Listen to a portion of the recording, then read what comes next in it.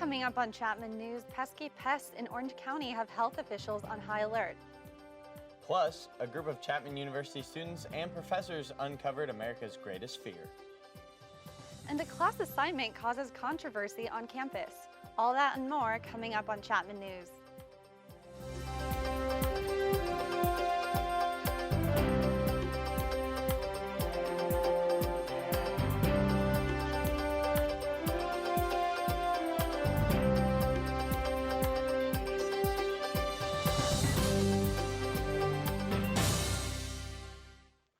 Good afternoon, everyone. I'm Haley Levette.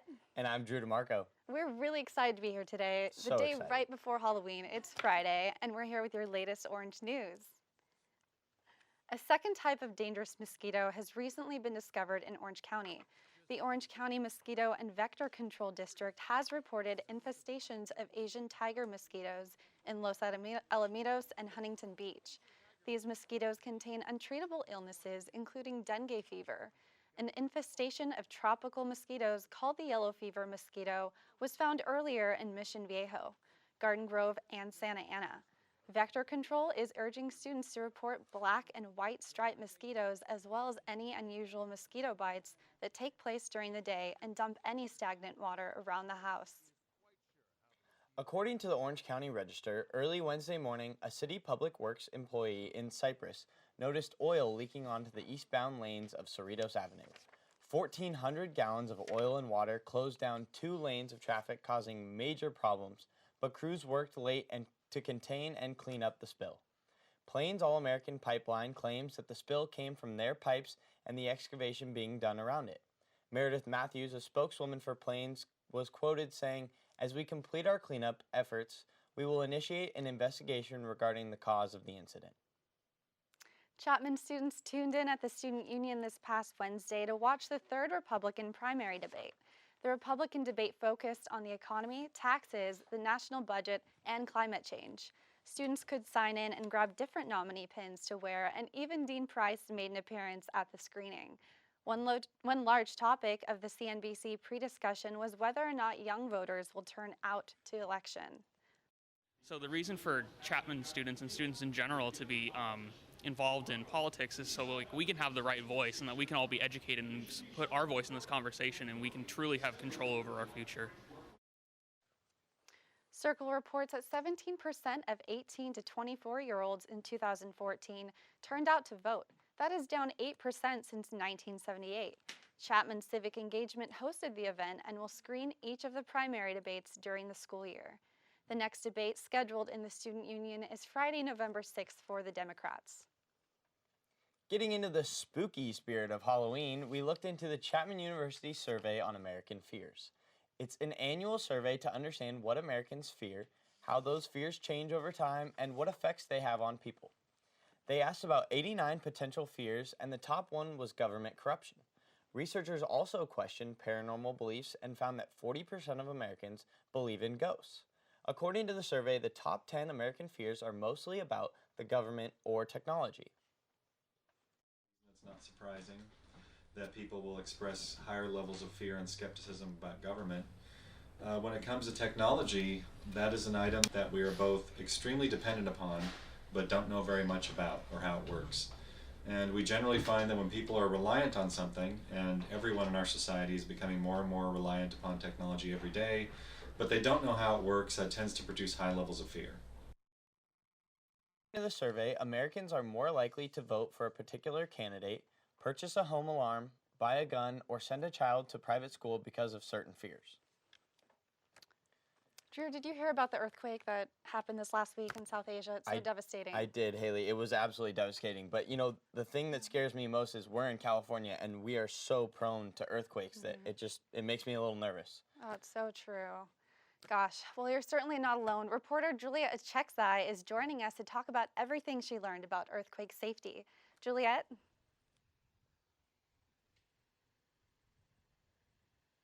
Thanks, guys. This week, Afghanistan, Pakistan, and several surrounding countries suffered a huge 7.5 magnitude earthquake that struck the Badakhshan province of northeast Afghanistan. Hundreds are dead, thousands more are injured, and that number is going to continue to rise because aid cannot get to some of the more rural areas of the nations. Now, here in OC, scientists say that a big one, quote, is going to hit, and some residents may not be prepared for this. So I have a Ready Bucket with me. Ready OC says that you should have a Ready Bucket in case of emergency, and that Ready Bucket should include water, plenty of water. It should have canned food, non-perishable food really, so I have some protein bars as well, and first aid kit that is completely replenished, all up to date. And lastly, anything that can really get attention if you need to call for help, like a flashlight or a whistle, something like that. Your family should also be aware of any reunion spots you may not need to know about and any out-of-state or out-of-country contacts. If you want to visit ReadyOC.com, you can see more information about what you can do to prepare. If you're interested in donating to the relief funds, you can visit any of the various organizations that help the earthquake situation. Now, my thoughts, love, and prayers are with everybody who are affected by this earthquake. I'm Juliet Chickside for Chapman News. I hope you all stay safe out there. Tossing it back to you guys. Thanks, Juliet. I don't know about you, Haley. I'm definitely going to be heading to the store here pretty soon to get my emergency kit. Absolutely, Drew. ready. That is at the top of my checklist. Using the restroom seems like an easy enough task, but for many transgender individuals, it has become complicated. According to the Trans Student Educational Resources, 80% of trans students have felt unsafe at school because of their transgender expression. In response, Chapman put on an event this week called Gender Inclusive Restroom Day. They transform multiple campus bathrooms into gender-neutral bathrooms available to everyone, no matter the gender they identify with. Student Max Mandel, who identifies as gender fluid, spoke with us on the subject. People don't really have a place of our own. And it's not like just a bathroom kind of thing. It's just an everywhere kind of thing. But it simply breaks down to the most simple point about the bathrooms. Except for a very few exceptions, there aren't many places for trans people to find gender neutral bathrooms or places where they won't be harassed for just expressing who they are. Chapman encouraged all students to participate in the event by using only the gender-neutral facilities. Some students did say they felt uncomfortable using regular restrooms that were available for those who chose not to participate. Two rivals met on the football field this past week, and one walked away with the ring. Find out what went down next on Chapman News. It is a brisk 85 degrees outside right now, but hopefully some more sweater weather and cooler temperatures will be coming soon. Stay tuned for that information and more on Chapman News. We will be right back.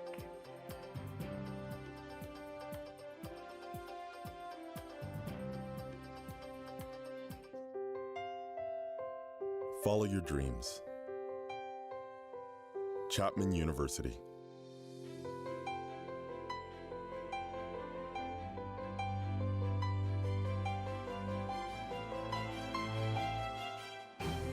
Take your life to new heights.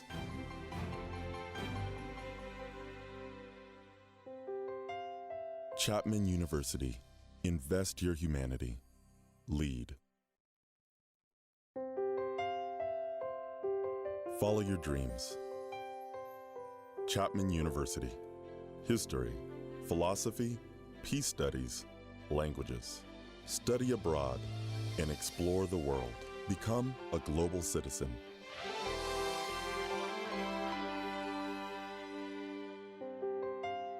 The Wilkinson College at Chapman University. Invest your humanity. Lead. Welcome back, everyone. Chapman has been ranked as the school with some of the most attractive students in the country, but some of these so-called babes are taking offense to the label. Harper White has more on the story. Chapman University is a school known for its noteworthy academics, prime location, and attractive students. Recently, a campaign for new tank tops saying Chaptown Babe City on them got students thinking about how they are portrayed. The Chaptown Babe City tanks were originally started by the lacrosse team a few years ago, but just brought back to campus by senior Ellie Newby as part of a marketing class project. Little did she know the amount of controversy her tank tops were about to spark. This is a school that has a reputation for really attractive people, but that's not what we're about, and that's not, what Chapman is supposed to be. I really think that women here need more representation as strong women and smart women instead of just babes. The idea of women on campus wearing those shirts makes me think, wow, are they really that ignorant of the fact that they're being objectified? Some students are upset with the slogan on the tank tops, but the shirts were made with good intentions. I get excited to wear my tank top. If people see it, they're like, wow, that's cool. Like, that sounds so cool or so cute. And I know in the past we've been ranked really high for having really hot girls, and like that is a bit of a reputation we have, but I wouldn't say that these tank tops differ from how great our education is either. Newbie understands some of the concerns students may have with the tank tops, but hopes the Chapman community can look past it. From Chapman University, I'm Harper White, Chapman News. Despite the controversy, shirts are still being purchased online. Friday Night Lights, the fans, the cheerleaders, the pigskin, and the proposals. Yes, the proposals.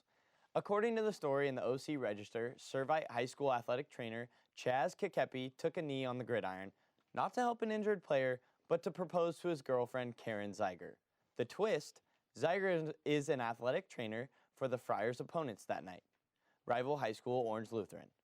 Players from both teams huddled around the 50-yard line following the game as a fake celebration for the school trainers took place.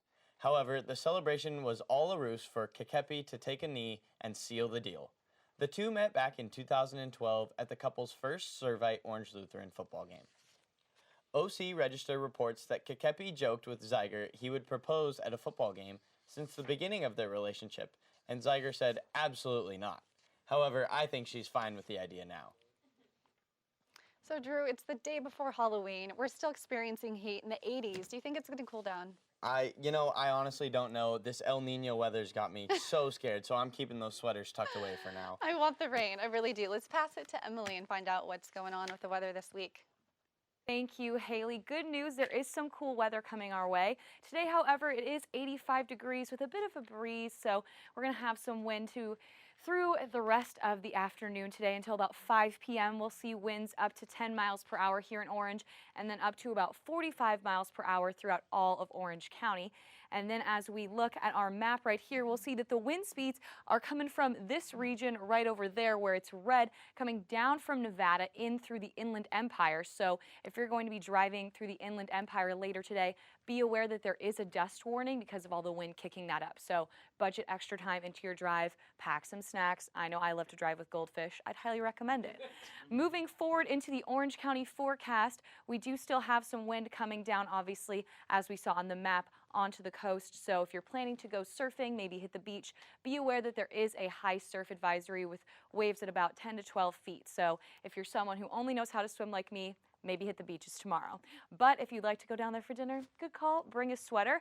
As we look at Westminster, we will see it's about 81 degrees up there. Similar temperatures as we move down the coast, 82 in my hometown of Mission Viejo, woo-woo.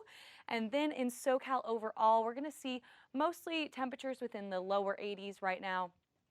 But a little bit cooler in the Big Bear area, as you can see, about 52 degrees in Big Bear and then 76 in Avalon. So Catalina definitely feeling that cooler temperature, those oceanic breezes due to the wind passing through.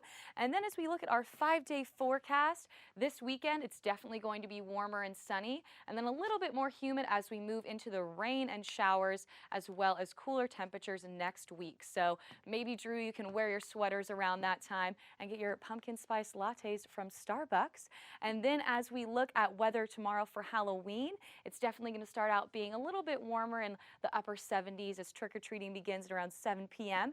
And then working our way down from there, it's going to get cooler as the night goes on. So if you're a night owl, bring a sweater. And good news, this will help your candy last even longer, so you can have your Reese's Peanut Butter Cups a month from now. So yay for that. That is all I have for the weather. Be sure to bring a sweater with you this weekend and be aware of the breezes as you're traveling because it will slow down traffic. Have a safe Halloween, everyone. And now on to Garcelle with sports. Thanks, Emily. The Panthers football team try to get their first win at home. Plus, the men's soccer team will go to the SCIAC playoffs along with the Athlete of the Week. We have all the highlights and more coming up on the Best Campus Sports Show. Odds of becoming an astronaut, 1 in 13,200,000. Odds of being struck by lightning, 1 in 576,000. Odds of dating a supermodel, 1 in 88,000. Odds of bowling a perfect game, 1 in 11,500. Odds of being trapped in an elevator. 1 in 24,528. Odds of catching a ball at a major league game. 1 in 563. Odds of an injury from shaving. 1 in 6,585. Odds of tripping while texting. 1 in 10. Odds of getting cancer in your lifetime. 1 in 2 men. 1 in 3 women. It's up to us. To change the odds for our generation. For the ones we love. For our future. If you don't like the odds, stand up. Stand up to cancer.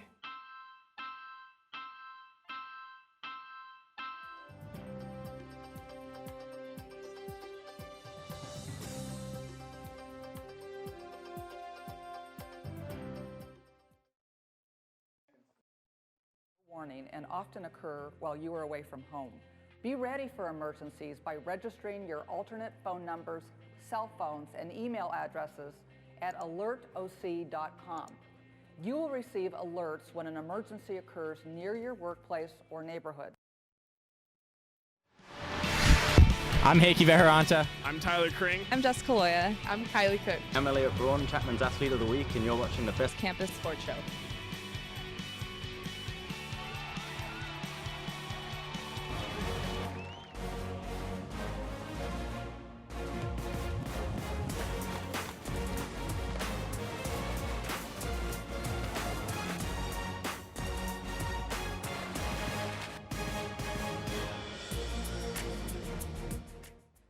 Welcome to this week's Best Campus Sports Show. I'm Garcelle Vieira. Let's take a look at this week's highlights. Chapman fans are in for a treat. Playoffs will be hosted at Chapman thanks to the men's soccer team who recently secured their spot in the SCIAC tournament. This past Monday, they got a victory over Whittier in one of their last regular season games. Let's go to the highlights. Over at Wilson Field, the Panthers went into halftime up 1-0. In the second half here, there's more to come as Gino Bellison puts this one in off a great pass from Boston Kimmel. Let's look at that again here. Boston goes between the legs of a defender and finds Gino a great look into the net. Great shot here.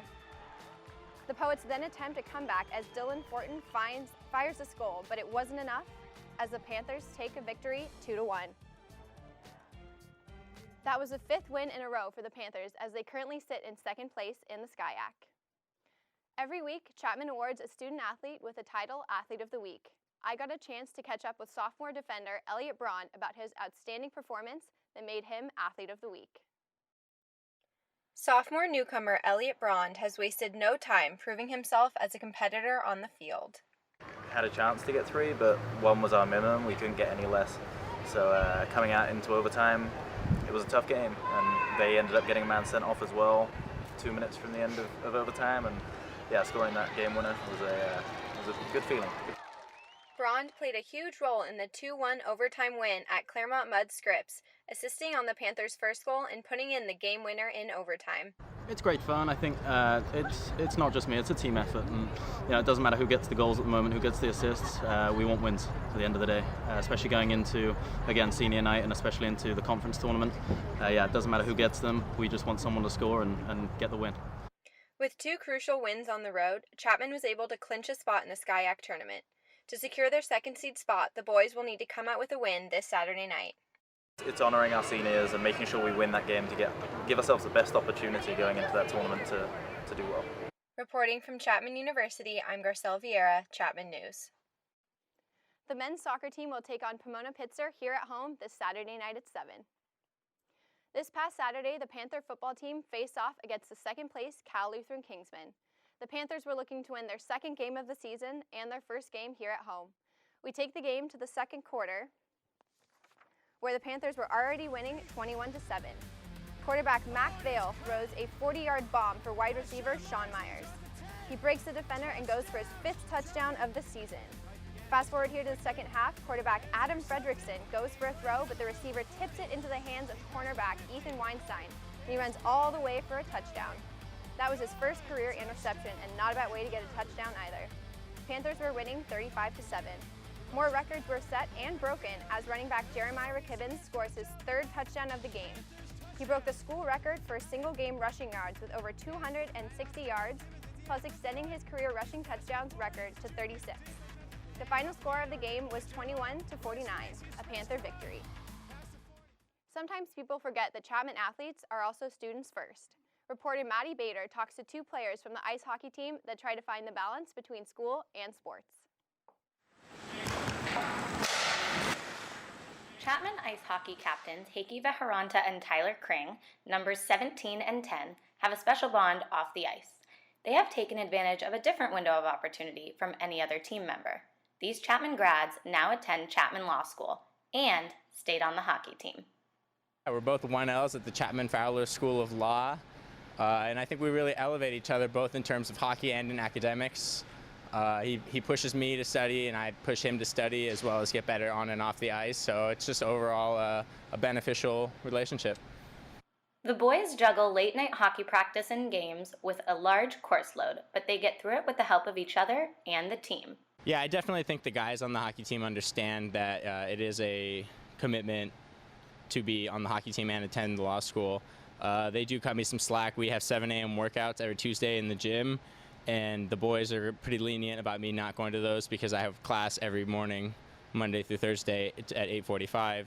So they really understand that I need to utilize that time to either sleep or be reviewing my notes for class. The biggest thing is just time management, and I have to figure out, how much time to allot for classes and homework and readings and stuff like that, which usually entails about 3 to 4 hours per night. And then hockey's really just been a time for me to kind of escape from that whole madness and be able to, just have some fun, break away from the academic rigors, and just kind of enjoy myself in a way that I always have my whole life. So it's been something actually that's really helped me out, and it helps me focus even more when I'm in the classroom, when I have something like that to look forward to.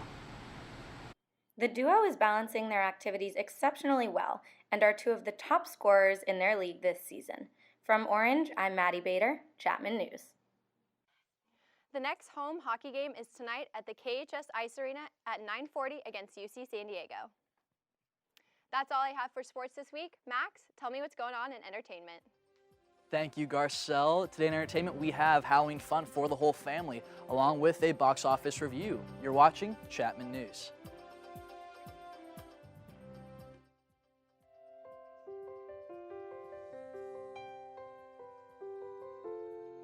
Stand up for what's right.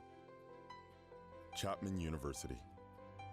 Passion, perseverance, teamwork, integrity.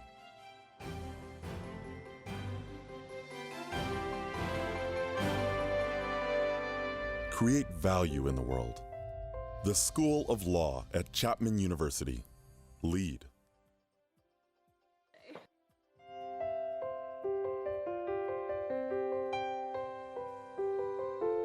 Follow your dreams.